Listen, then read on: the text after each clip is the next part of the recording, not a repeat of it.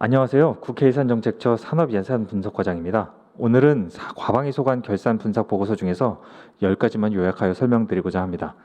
결산은 결산 심사에만 그치는 것이 아니라 소관 부처의 업무 보고나 국정감사, 나아가 법안 심사와 예산안 심사와도 깊이 관련되어 있습니다. 저희 예산처에서 발간한 보고서에는 오늘 설명드리는 사업 외에도 많은 분석 자료들을 제공하고 있으니 꼭 살펴봐 주실 것을 당부드립니다. 먼저 소관 부처별 총수익과 지출을 살펴보겠습니다. 2023년도 결산 기준으로 과기부의 수입은 전년 대비 19.4% 증가한 9조 7,672억 9,200만 원, 총 지출은 전년 대비 4.4% 증가한 18조 9,381억 6,700만 원이었습니다. 방송통신위원회의 경우 총 수입은 1조 1,742억 원 3,800만 원으로 전년 대비 18.4% 감소였고, 총 지출은 2,546억 6,900만 원으로 전년 결산 대비 0.7% 증가하였습니다.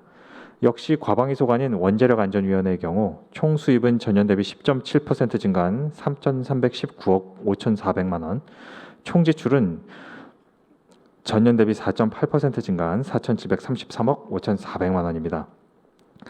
과방위 전체로 보면 총 수입은 11조 2,734억 8,400만 원, 총 지출은 19조 6,661억 9천만 원입니다.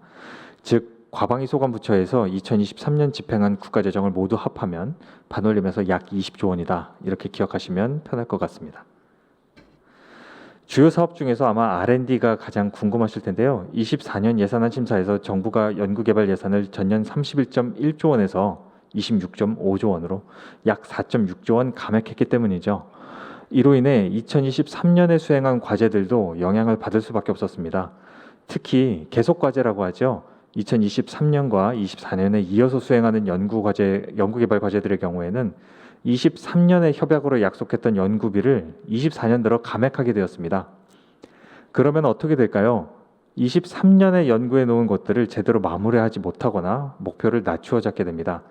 표를 보시면 계속사업 예산은 당초 3조 9,142억 원에서 약 29%가 감액 조정되었고, 과제수 기준으로는 11,958개에 이르고 있습니다.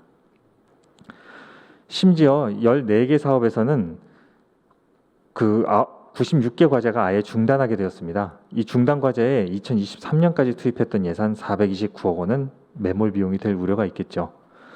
또한 나머지 11,851개의 과제는 연구개발비를 감액했는데요. 이렇게 되면 당초 목표했던 성과를 달성하는데 차질을 빚게 될 것으로 예상됩니다. 더 문제는 감액을 할 때 과제별로 옥석을 가려서 차등적으로 깎은 것이 아니라 사업 내의 모든 과제에 일괄하여 감액률을 적용했다는 점입니다. 그러니 구조조정이 기대되기보다는 성과가 전반적으로 하향 평준화되는 것이 염려되지요. 따라서 저희는 2023년부터 수행했지만 24년에 중단되거나 감액된 과제들에 대한 성과 분석과 관리를 철저히 할 필요가 있다고 보았습니다. 다음으로는 R&D 예비 타당성 조사의 제도 개선이 필요하다고 보았습니다.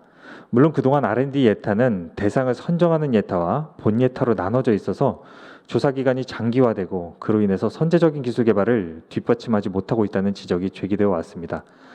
하지만 정부가 올해 5월 발표한 대로 예비 타당성 조사를 전면 폐지하는 것이 바람직할까요?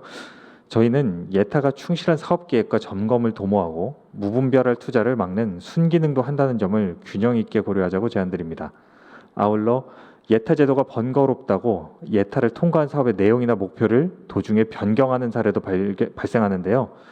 이런 경우를 대비해서 특별 평가 제도를 두고 있으니 이를 잘 활용해 볼 수 있도록 보완하자는 의견도 함께 제시하였습니다.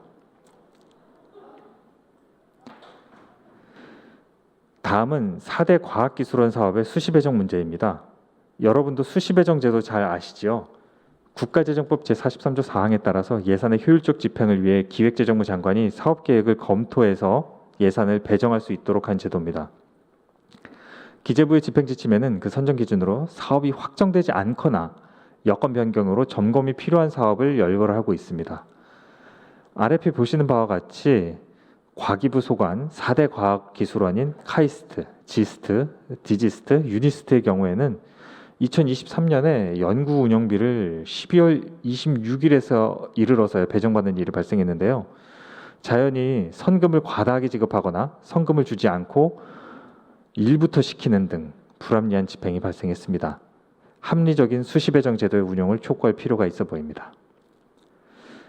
다음으로는 다목적 방사관 가속기입니다. 원자, 나노 단위까지 볼 수 있게 해주는 그 과학의 눈이지요. 기초 원천 기술 개발은 물론 산업계에서도 이러한 다목적 방사관 가속기에 대한 수요가 큰데요. 현재 충북 청주에 2027년까지 구축하려는 다목적 방사관 가속기는 총 사업비가 1조 787억 원의 대규모 사업입니다.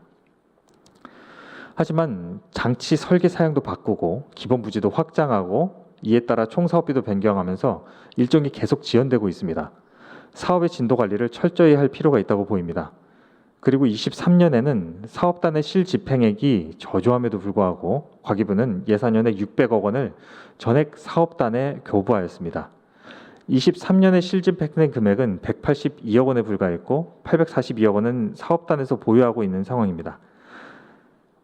따라서 집행 가능성을 면밀히 검토하면서 연구개발비 예산을 교부할 필요가 있어 보입니다. 여섯 번째로 원전 해체 경쟁력 강화 기술 개발 사업을 분석해 보았습니다. 이 사업에서는 공고에 게재한 자격에 미달하는 과제를 선정했다가 취소해서 실집행액으로 10억 원을 불용한 사례가 있었습니다. 이는 공고문과 또 제안 요청서의 내용이 각기 달랐는데 이에 대해서 모니터링이 제대로 이루어지지 못한 데 기인한 것으로 보이기 때문에 현재 진행되고 있는 감사원 감사 결과에 따라서 책임을 명확하게 부여하고 유사 사례가 재발하지 않도록 과제 공고와 선정 평가 관리를 강화할 필요가 있다고 보았습니다.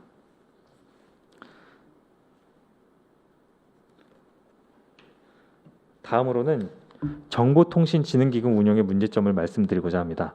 정보통신진흥기금에서는 5G 28GHz 주파수 할당이 취소되면서 계획에 비해서 수입이 크게 감소하였습니다. 하지만 최근 5년간 사업비로 지출해야 될 금액은 계속 증가하는 추세였는데요. 이에 따라서 23년 기금의 사업비 부족을 충당하기 위해서 2,500억 원을 빌려왔는데 빌린 곳이 다름이 아니라 우체국 보험 적립금이었습니다. 통상 개별에게나 기금의 재원이 부족하면 공공자금관리기금으로부터 조달하는데 23년 세수 감소로 인해서 공자기금에도 여유가 없었던 것 같습니다. 정부는 우체국 보험 특별회계에서 빌린 것이기 때문에 회계 간 거래에 불과하다고 주장하지만 보험 적립금은 보험료를 국민에게 지급하기 위한 준비금 성격이기 때문에 특별회계 세입 세출 예산에 포함되지 않고 별도의 주머니로 관리되고 있습니다. 즉 2,500억 원 차입은 회계 간 거래가 아니라 민간 차입금이 되는 것이죠.